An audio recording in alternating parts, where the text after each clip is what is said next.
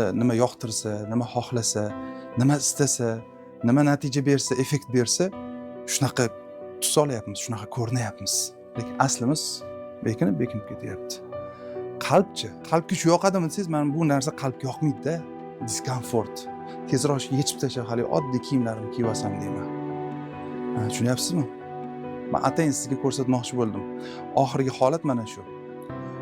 Mana shunday kiyinib, shunaqa bir narsalarni yasab, sochlarimizni turmaklab, yuzlarimizni bejab, zo'r noodatiy, antiqa, sizlar yoqadigan gaplarni o'ylab topib, ssenariylarni yasab, bir narsalarni uyushtirib, kimlarnidir chaqirib, qimmat kiyimlarni sotib olib, kiyib olib, qarang, qancha ovoragarchilik, qancha isrof.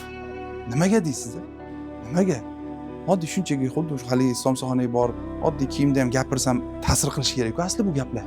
Shu darajada qotib ketganda, shu darajada dunyo ko'zlarimizni ko'r qilib qo'ygan.